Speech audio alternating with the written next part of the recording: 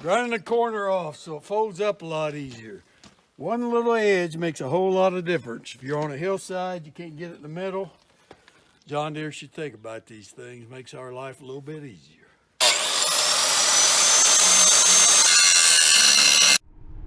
Good morning, YouTubers. Beautiful Saturday morning here at the farm. Heading out to go do a little spraying. Reese over here, getting ready to go do a little corn planting. We'll be heading down to Allendale today. Kill some weeds, me and Garrett. We are chasing the beloved bean planter. Trying to keep up with him, getting his beans sprayed pre-emerge. So stay tuned. Okay, here we are at the field south of Allendale, just getting ready to plant these beans. Just filled up here as we got here. Gonna get unfolded. Got my $1 million baby here, my 620 row track, high-speed DB60 row planter. Gonna get her unfolded, see how she goes today. I'm looking for today to be a good day.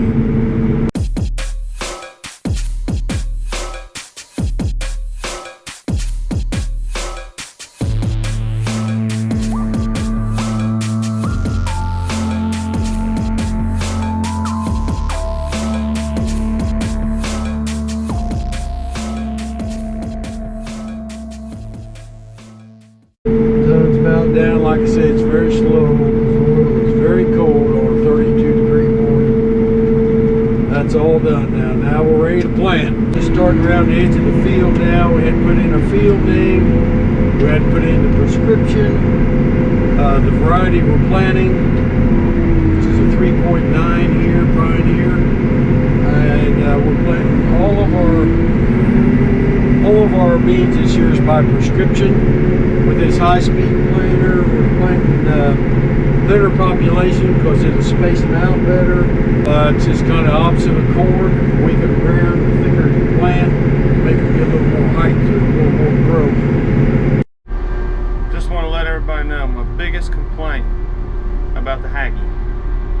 When you get loaded going down the road, they limit you to 20 mile an hour. Nobody goes 20 mile an hour anymore. Can't get nowhere. We got quad tracks that run faster than that. A little bit of the history on this new planter. We got it. Had trouble getting everything going. John Deere spent several hours on it because my vacuum meters read like 10 and it's 16 back there. After messing with it for a couple of days, they finally decided that it's got the wrong vacuum sensors in it. So we're just lying to it, telling 10 here in the cab for right now. Got it right back there. Watch your planting population. You adjust your vacuum to get your bar nice and flat so it's planting the right amount. No skips. Got all that working. I was really getting aggravated with this planter. Wished I hadn't bought it for a while. Had my old one back. Now we got it going, and I have to say I'm loving it. I love this high speed. I'm running 10 mile an hour. This hydraulic down pressure. Got a graph over here on my monitor. It's showing it's just right where it should be. You can run 10 mile an hour, keeping everything just right. Here we are yet again. Nice beautiful day, could be spraying. Hagee won't start. No good. Waiting on John Deere to show up. Of course, I'm in about the worst possible place you could be in. All the way at the back of the field. Yesterday I had one blower vac start vibrating real bad. And it wasn't very long, it actually fell off the frame. Went back there, took that vac off, took it up the shop, took it apart. They drill a hole about that big around in your frame for the vac hoses to go into, then it goes to your grow units. So that's how they channel that air back and forth. When they drilled that hole, they left a piece of steel in this box iron frame about that big. That was sucked through the frame, got into the fan, and it made the fan completely out of balance. Got that out, put a new fan blade on. Everything, put a new bracket on, everything's good to go now. Go around around the riser pipe here in the field. Keep this field full of terraces, keep the small erosion away. So this rope clutches, that's where it's really nice, because you double up there when you hit the short valve, and then you don't get that doubled up rows. But I'd have to say now the planter's doing an excellent job. So I think maybe we're lined out. We get those sensors, so we don't have to lie to the vacuum indicators anymore and have that done. High speed ahead. Well, YouTubers, here we are yet again in the broke down Hagee. Been here for about 30 minutes or so. Here comes John Deere. Let's see if we can get this thing going again. Stay tuned. Well, we're about to get the field south of Allendale done. I had a bearing went out of a closing wheel because I had these spike closing wheels on my last planter last year when I planted beans, so they got several acres on them. So anyway, one of those went out. Julie was at the shop and she brought it down, brought dinner, so we got that fixed, got her going again. This part I'm in right now was a woods when we started farming. I mean, was a cleared woods last year when we started farming, and it never did get dry enough and had too many chunks, sticks left to actually farm it anyway. So we left it out last summer, went over it probably 5-6 times, working it, picking up sticks, fruits and all that stuff. Finally got it to where we feel like it's good enough shape to farm. Then we put a terrace up through it, the risers, about 4 sets of them on an 8-inch tile. We kept 2 big old boards down through the middle of it. And then we put rye on it. You see, that's what I'm planting in right now is rye. We wanted to go ahead and no-till into that, so we didn't have to work it up, pick up chunks again right before we plant. And besides that, it's a good cover crop. Then we're going to jump out in here to the rest of this field where it's been farmed before. This is tilled up in really nice shape, planting good. Here should be about flat. These lines black. This is just for down pressure. Here's your population. You want this as flat as you can get it. Planting 120,000 right now. The line over here was red. I knew something was wrong back there. I went. It was just as simple as putting the depth control on the unit back where it goes. So there's all kinds of advantages to these planters. And after you figure them out, they're there to figure out. But once you get them, you got it. Well, update on the Hagee. I am currently going to Vince's tractor, try to rob a part off of another piece of equipment over there, try it out, see if that fixes ours. If not, she's gonna be down till Tuesday till we can get the bigger parts that we ordered in. It's just the joys of breaking down on the weekend. Shipping is a logistical nightmare. Well, we're getting a day started off here. We got people running every direction. We got 2 planters running, 2 sprayers running, 2 tillage machines running, and David and I are getting ready to put on some anhydrous. We should get that done today if nothing goes wrong. I'm headed up to our Bridgeport farm to see if there's washes there that need to be worked in, or you know, if it's good enough to just no-till.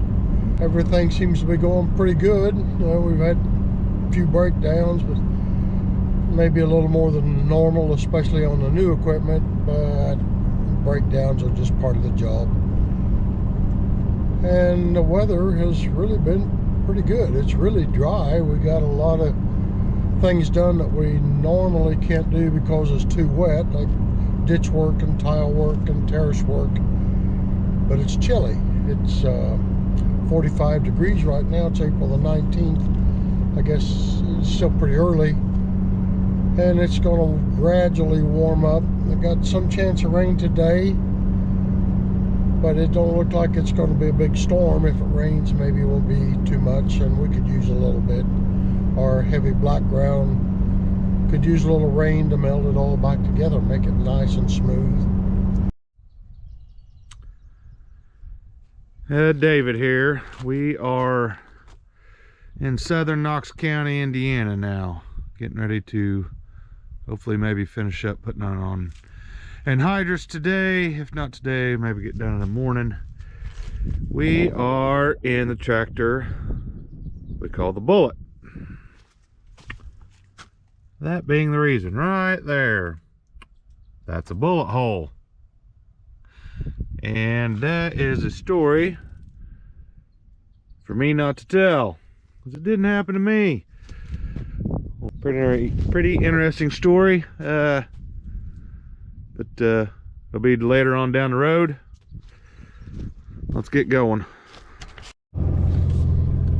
Well, we're up here at Bridgeport looking for the washes, and there are some. They're not extreme, but it would be better if they were worked in. Just have to see what time it allows. It could be planted like this and probably be fine. You know, it's always better if you start out with a good smooth seed bed. So I guess we'll try to get something up here and work these in a little bit. All right, we're pulling in here to get a load of gas. This will be the last time we load out of here this year. We do our Robinson Farm from here. It's close and convenient, and they treat us really nice. But we're done up here, so time to move on. I just got word that lunch is going to be late. That sucks. But I guess I shouldn't complain. It'll at least be hot. Annie is working on cooking me and Dad something to eat for lunch. It's 12:40. I'm getting hangry.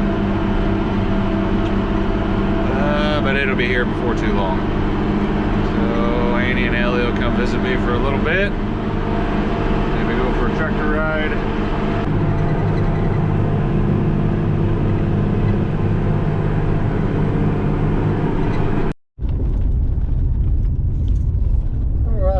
Indiana now. That over there is our Indiana grain bins, and right where they sit is the levee. You can see we're coming up on that levee now.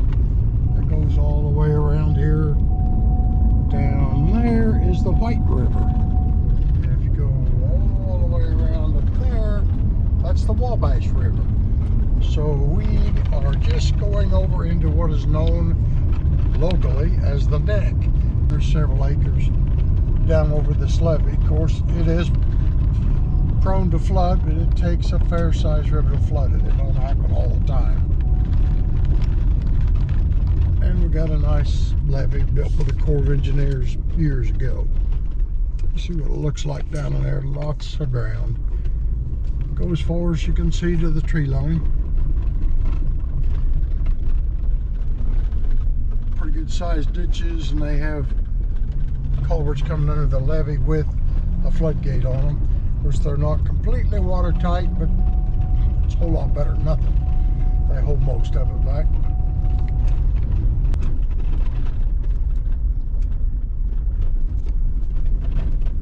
Looks like we got a new dog. So we have a child. We don't want to run over anybody's doggy.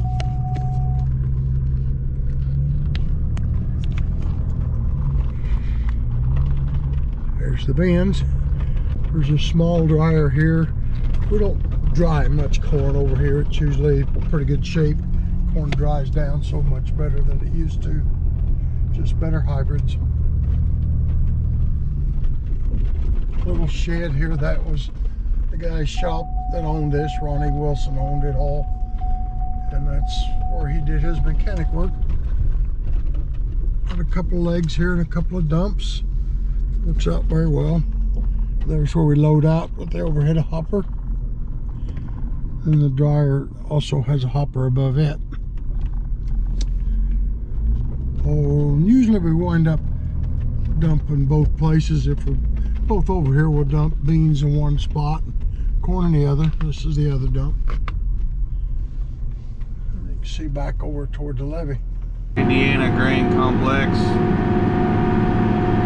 Ron Wilson's drain complex that we've purchased and added on to.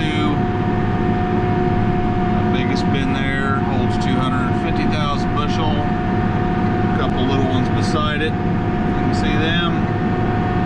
One holds 20,000. One kind of right there in the middle holds about 15. But,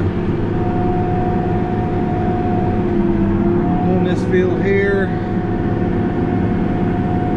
and I just got one more to go after that, and we'll be done with anhydrous.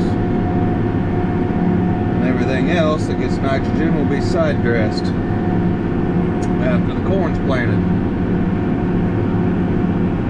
We got to get this motor and take it over to Sawmill so we can move an irrigation rig. It's going to be in the way. So have to unhook the hydraulic lines, hitch up to it and drag it over there. Shouldn't be too much to it. So we'll get that done. Alright, well you wouldn't believe it, but I got this motor over here and it wouldn't start. So we have to do something about that. Hook it up, jump it. Gotta hook up some cables yet and some wiring.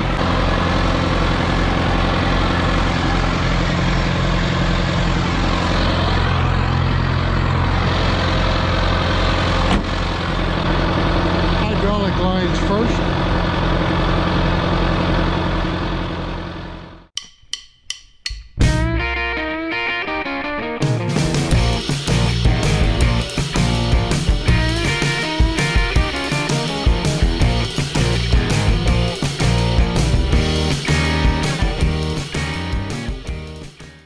Okay, here we are on the Sawmill Farm. Got this irrigation going. Get it out of my way. Irrigations are some of the best things we do for returns on investment. They pay for themselves fairly quickly. Some faster than others, but they will do it. Definitely a big help. I also like to call them a necessary evil because sometimes you just want to take a torch to them and cut them up and scrap them. Headache to work on sometimes, but at the end of the day you still want them. That and field tile. Field tile pays for itself too. We put our own in.